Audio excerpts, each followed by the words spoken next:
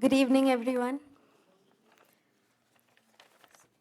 We have a session on an interactive talk and a film on Dr. Homi Bhabha by Professor Spenta Wadia.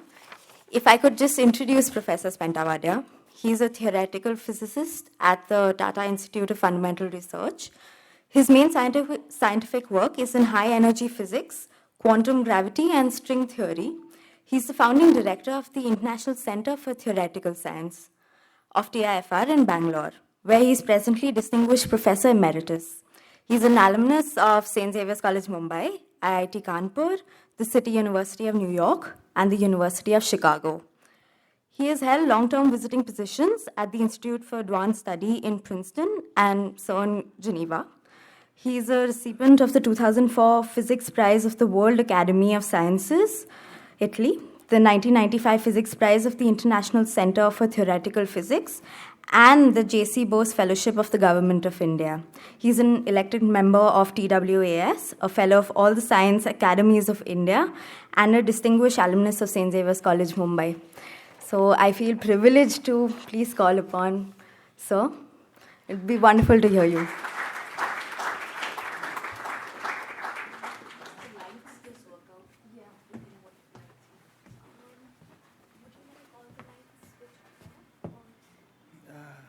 This is fine. Yeah, I think so. So good evening, everybody, and thank you very much for the invitation to Shahnaz. So this is, I exactly don't know how it goes, but I have prepared a few slides actually to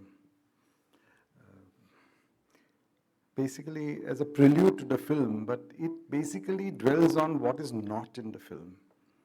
I mean, there are many important things Baba did, and I thought it would be important to, at least in some public forum, say a few words about his immense contribution to Indian science.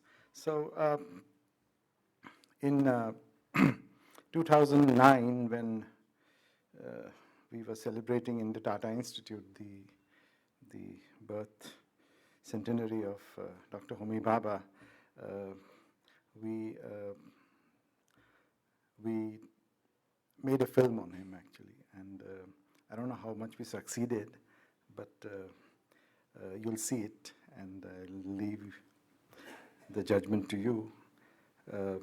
But at least it captures some aspects of the life and science of Bhabha, as basically narrated by people like M.G.K. Menon, Obaid Siddiqui, Govind Swarup, and B.B. Srikantan, who knew him very well. So what I want to talk to you about very briefly is, as I said, what is not in the film, and things I thought are very important to bring out. So, and the way I have organized this talk is basically in terms of quotes from Baba. You know.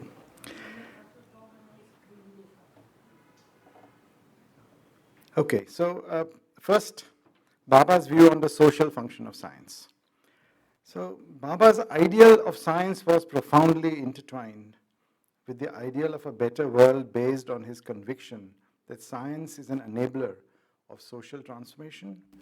He knew that science had the potential to transform lives, and here is a quotation, which I think is very deep and pregnant with lots of deep meaning, something which I think he picked up from his days at Cambridge, in most probably his association with J.D. Bernal. The pursuit of science and its practical application are no longer subsidiary social activities today.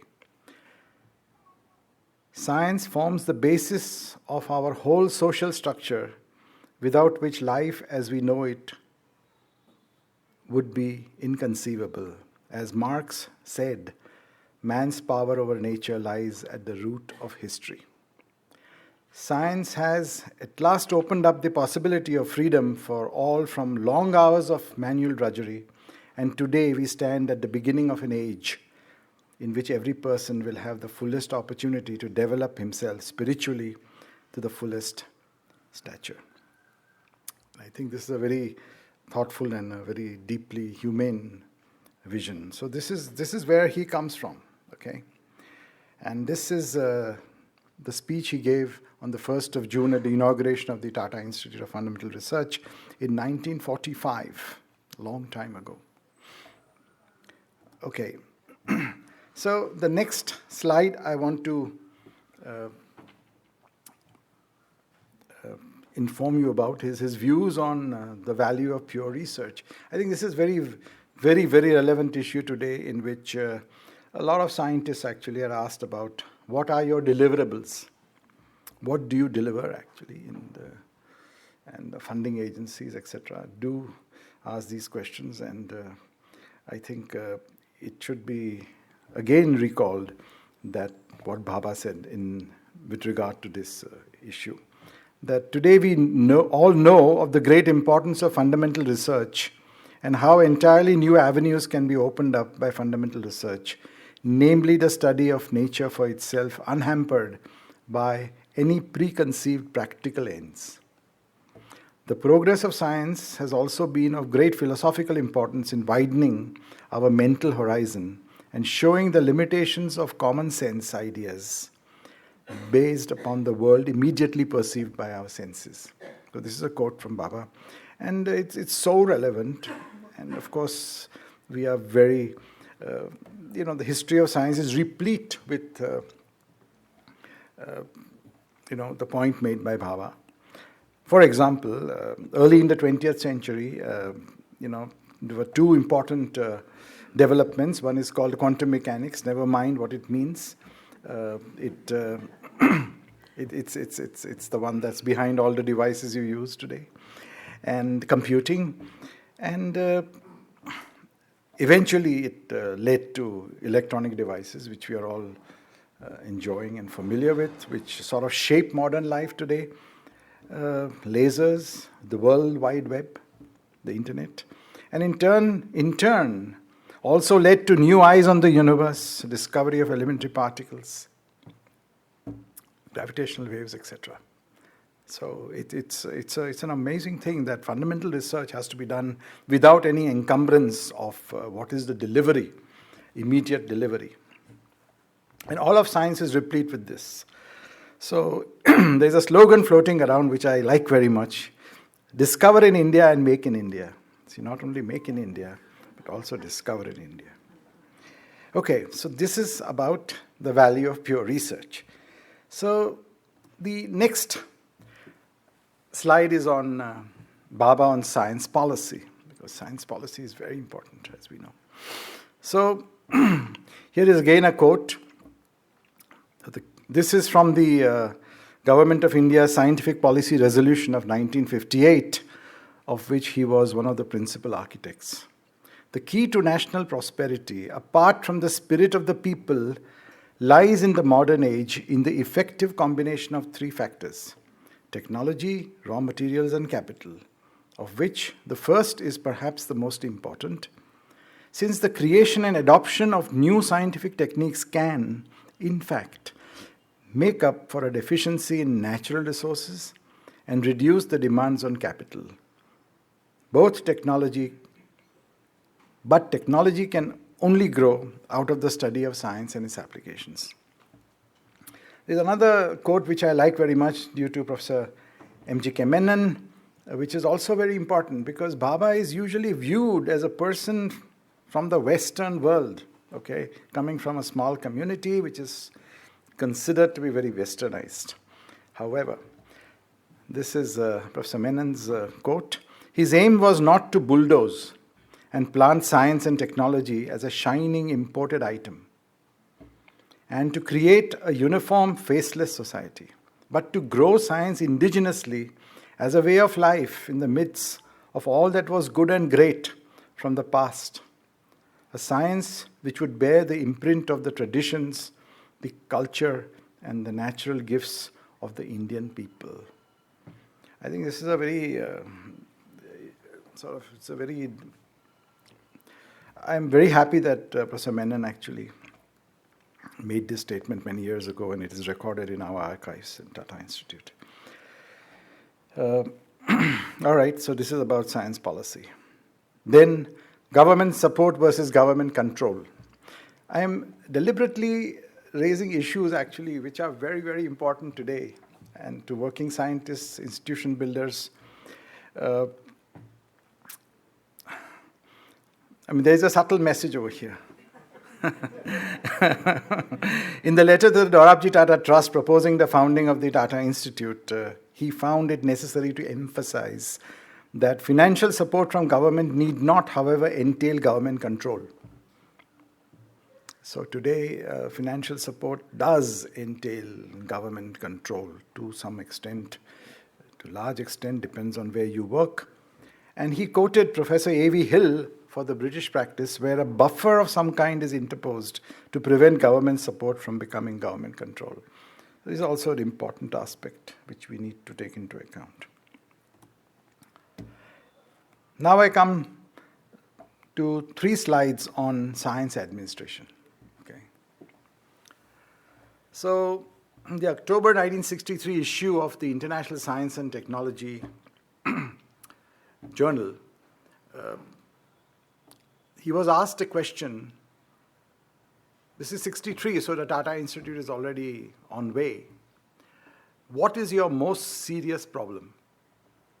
So Bhabha answered, an answer which may surprise most people. The right administrative setup. Our administration is not adapted to the requirements of the technical age.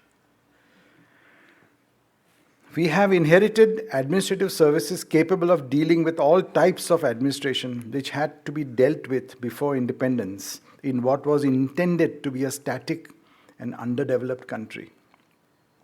Consequently, experience of the type of administration needed for industry and for science and technology has been lacking. And I don't know if there is a white paper on administration actually from the government of India. I'm not terribly knowledgeable, but I am not aware of one ever since India became independent. And he also says to apply existing administrative and financial procedures devised for an entirely different purpose to scientific institutions is largely to defeat the purpose the government has in view by letting the tail wag the dog. Okay. Let me go on, because this is an extremely important issue that faces Indian science. So Bhabha says, he continues, it is my personal view, which is shared by many eminent foreign scientists, that the general absence of the proper administrative setup for science is a bigger obstacle to the rapid growth of science and technology than the paucity of scientists and technologists, because a majority of the scientists and technologists we have are made less effective through the lack of the right type of administrative support. He goes on, the administration of science, research and development is an even more subtle matter than the administration of industrial enterprises, which he knew quite well. And I am convinced that it cannot be done on the basis of borrowed knowledge. It must necessarily be done, as in the technologically advanced countries, by the scientists and technologists themselves. Emphasized. He also emphasized that the government's interest to study and devise de novo the best administrative and financial procedures for scientific institutions and for getting the maximum return on the money spent. Okay, so this is what Bhabha has to say, and this is what I have to say. So I, fortunately or unfortunately, in the last 10 years have been involved quite a bit in administration. So science administration is not a trivial subsidiary activity. No administration, I think, is a trivial subsidiary activity. And its devising also needs a scientific approach and the use of modern technology. And good administration should be a facilitator of growth rather than a hindrance. And I'm sad to say that I think today's administration of scientific institutions, at least the ones I am familiar with, is a hindrance to growth rather than a facilitator. For example, administrative and financial norms for basic sciences institutions cannot be the same as for other national missions like power, minds, space, etc. And taking cognizance of these differences, the government should bring out a white paper on science administration and funding and ensure its implementation. This will be an important enabler for the productivity of Indian scientists who create an asset called knowledge. This issue of knowledge being an asset is actually very important, and it is, I think you get a lot of money for brick and mortar assets, but not for building knowledge. So I thought I should say this. I wrote this because I am talking in Delhi. I didn't know who was listening, but okay. All right, now let me say a few words about the Tata Institute of Fundamental Research. I'm almost towards the end of my small presentation. So this is how it began. It is the duty of people like us to stay in our own country and build up outstanding schools of research, such as some other countries are fortunate to possess. This was the vision that guided the Tata Institute of Fundamental Research, which Homi Bhabha founded.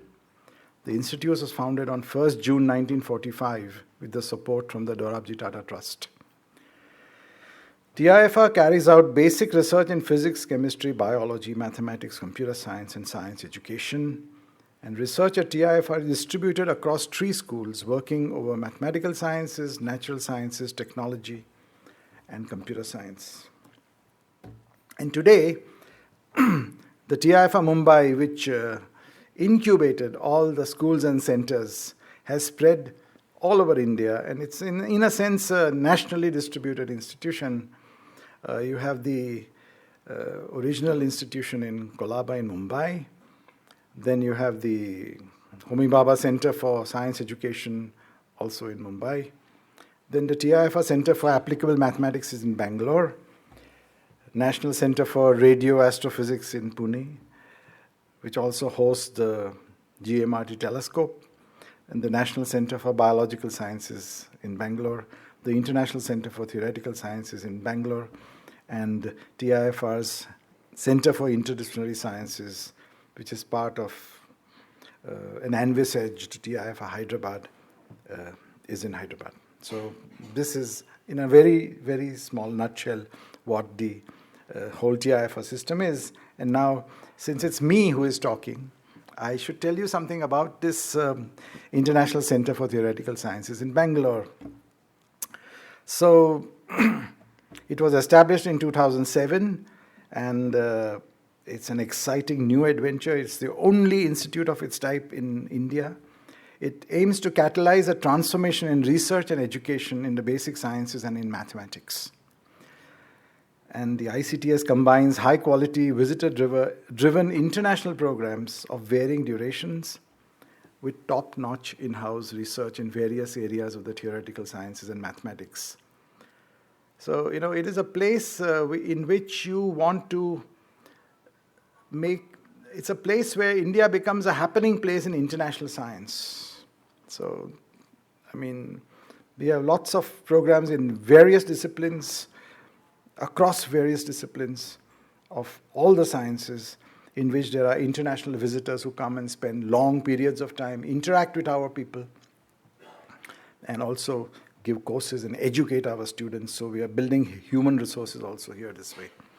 And our programs are both educational and research components and contain embedded conferences, and there are also short focus discussion meetings and workshops. Okay, so these are a few pictures of our brand new institute, which was inaugurated last year.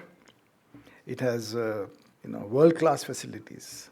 I'm very happy to say that. It took a lot to do this, but it's possible. Okay, so now this is my last slide. So in the film there are many people speaking actually, and a quote which I particularly like is from Shobha Bhattacharya, former director of Tata Institute. He talks about Bhabha thus: "It seemed to me that he was always in a state of hurry." And I'd like to call this kind of creative or purposeful impatience that was also singular in him. I would consider Bhabha's creative energies to be that of this active dreamer, that he dreamed big and he wanted to get there very quickly. So thank you.